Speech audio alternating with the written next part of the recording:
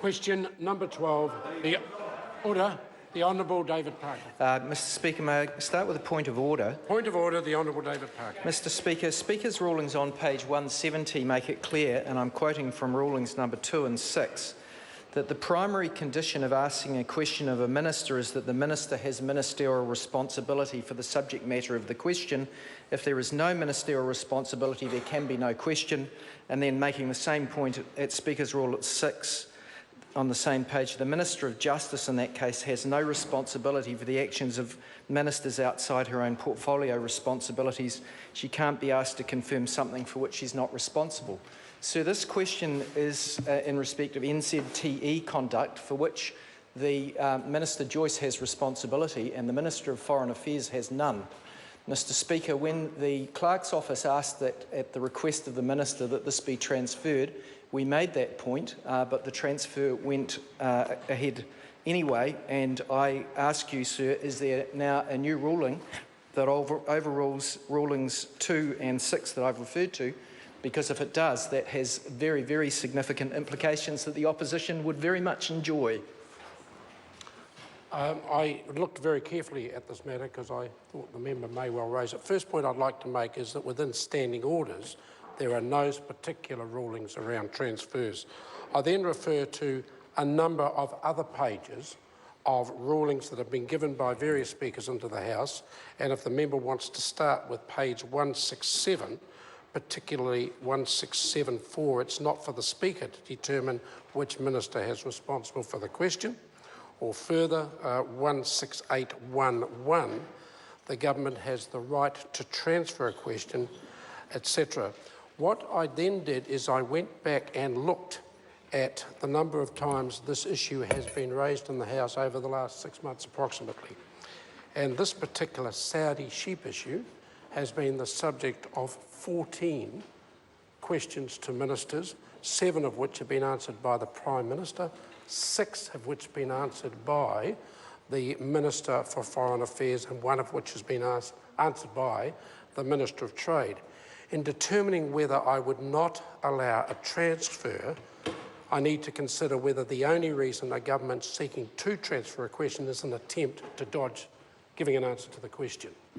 And I think when you look at where the questions have gone in the past to be answered, the very fact that the paper that was tabled in the House, the Cabinet paper, was indeed tabled by the Minister of Foreign Affairs, I cannot conclude that in transferring it to the Minister of Foreign Affairs that in any way this government's attempting to therefore answer the questions being asked. The question that's been asked is one that's similar to the questions that have been asked in the other 14. So I'm quite comfortable with the transfer occurring to the Minister of Foreign Affairs. I do want to conclude by saying there is a Speaker's ruling 1682 which says once the question is transferred, the minister to whom the question is transferred to must be in a position to answer supplementary questions. So if the question is to continue, if the the member wishes to leave the question on the order paper and ask it, I will be watching very carefully any supplementaries that flow.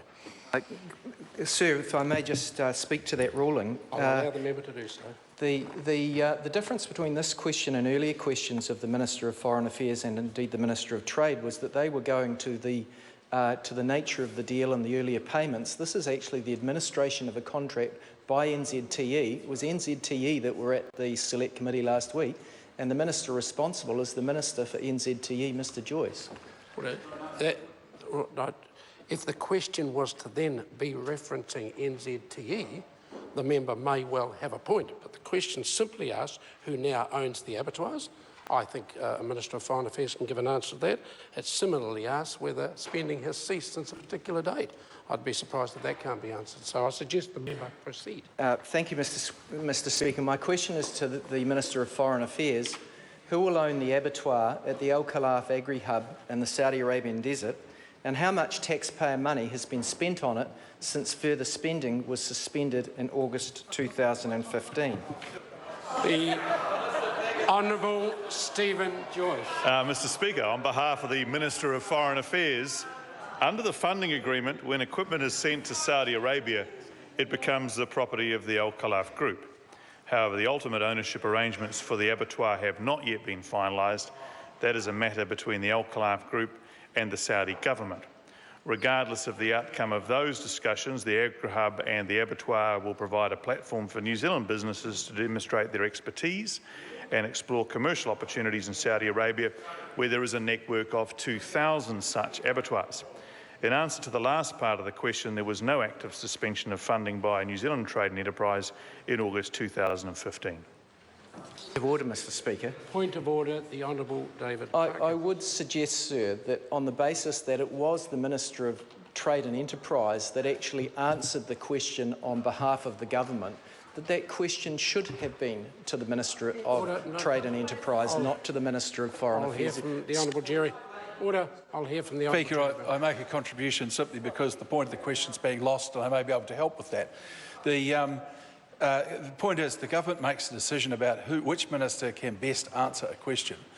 You gave the history of the Minister of Foreign Affairs dealing with this matter alongside the Prime Minister over a period of time. You then referred to the fact that should the transferred question go to a minister who patently could not answer it, that would be an abuse. Quite clearly, the Minister of Economic Development is in a position to answer succinctly and appropriately for the Minister of Foreign Affairs. That's all that's happened here. Are there further supplementaries? Is this a point of order? James Shaw. Order. No, I'm going to hear from James Shaw.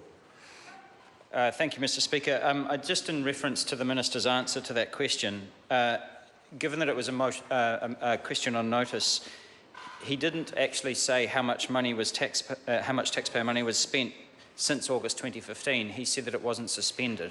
And I think that given that it was a written question, that he would have been able to answer how much taxpayer money has been spent since that date. Order. Well, can I address the first point? If the Minister then answers that it hasn't been suspended, then the question's been addressed, maybe not satisfactory to the member, and I suggest maybe a supplementary question might be useful.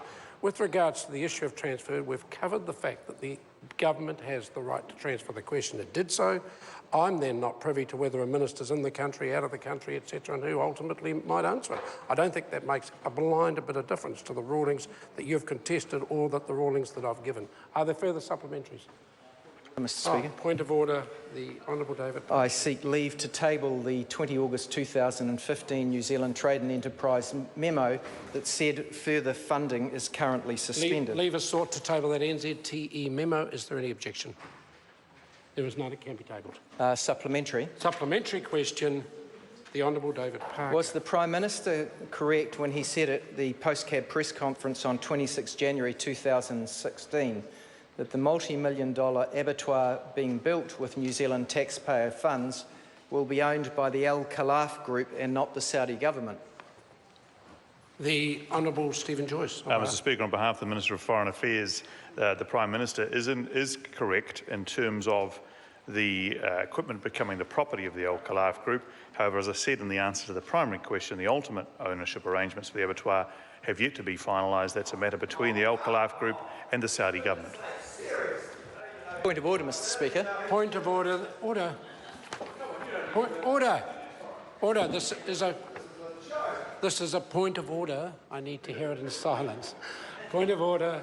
Honourable David Parker. I seek leave to table a briefing that was prepared for the Ministry of Primary Industries, looks like just prior to 1 March 2014, when it said that the Saudi government owns all 2,000 slaughterhouses in Saudi and that the abattoir was going to be gifted to the Saudi government. Leave is sought to table that particular briefing. Is there any objection? There is none. It can be tabled. Supplementary question? Supplementary. Supplementary question, the Honourable David Parker. Can he confirm that that briefing that I've just tabled stated the abattoir will be gifted to the Saudi government, which has been condemned internationally for human rights abuses, including recently mass public executions of its political opponents? The Honourable Stephen Joyce. Well, Mr. Speaker, on behalf of the Minister of Foreign Affairs, to the issue at hand, the Khalaf Group will receive the equipment. They're very keen, I understand, to own the abattoir privately. The member points out that most abattoirs, if not all, in Saudi Arabia currently are owned by the government. That's a matter of ongoing discussion between the two. Supplementary question. The Honourable David Parker. Which of the 4 official versions that we've had recently is correct? The one who said in the memo that funding for the abattoir was suspended, the one yesterday who said that funding was suspended pending clarity about who will own the abattoir, the one who yesterday afternoon said that funding wasn't suspended because there's no need to release further funding, or the NZTE Chief Executive who said the word suspension wasn't helpful, only going on to describe the suspension of funding. The Honourable Stephen Joyce. Well, on behalf of the Minister of Foreign Affairs, Mr. Speaker, the member is deliberately trying to confuse. The New Zealand Trade and Enterprise Chief Executive Peter Crisp said yesterday, and I quote, this is the comment that may be of interest to the member given that he is confused. In hindsight, the use of the word suspended in the board paper was not helpful and was open to be misinterpreted. The board paper should have said that further payments were simply delayed until the matters in relation to the abattoir development were resolved in Saudi Arabia. There was no active suspension by New Zealand Trade and Enterprise at any stage. That was publicly reported yesterday. Supplementary question, Honourable David Parker. Isn't the truth that these officials are just being forced to cover for National's disreputable deal? That even his own colleagues are now ducking for cover? Well, and if so... Point of order, the Honourable Stephen Joyce. Mr. Speaker, I think where the member was heading in that question was disrespectful to the Minister of Foreign Affairs. Order. Well, I'll hear the member when I get a bit of silence. Yeah, I think it is pretty disreputable to pay bribes to overseas officials. That certainly did not help the order of this House, and on that basis, I will rule the question out of order. Speaker, why was my question out of order? Because of the tone of the question, and then, member will resume his seat. The tone of the question was going to lead to disorder, as was clearly displayed, and then the point of order raised subsequently was definitely going to lead to further disorder. I've made a decision. The member doesn't have to like it, but he certainly has to accept it. Point of order, Mr. Speaker. Is this a fresh point of order? It is, Mr. Speaker. I'll hear from the Honourable David Parker. Are politicians in the opposition not allowed to allege corrupt or improper practices on the part of the government? Because that's a very unusual ruling. Order. That's not my ruling, and I have ruled, and if the member wants to have a look at 23.5, order. If the member wishes to stay for any longer in the House, OK, then the member can stand and withdraw that and apologise for that comment, or leave the chamber. The choice is his. I withdraw. I said stand, withdraw and apologise for that remark, or leave the chamber. The choice is the member's. I withdraw and apologise, sir. Any further supplementaries? That conclude. Point of order. Mr. Speaker, during his answers, the Minister made a number of disreputable references to the member asking the question. If it is therefore going to be out of order to include disreputable references to a Minister in a question, is it therefore going to be out of order to include disreputable references to those asking them? I didn't detect any disreputable references to the member. I will look closely at the Hansard. I didn't hear any at the time. There may not have been any. The member's interpretation to some of the comments from the Minister might be slightly different to mine. I will certainly have a look at it. That concludes questions for oral answer. I call on the government order of the day. Adjourn debate on the Prime Minister's statement and the amendment proposed to it. The Honourable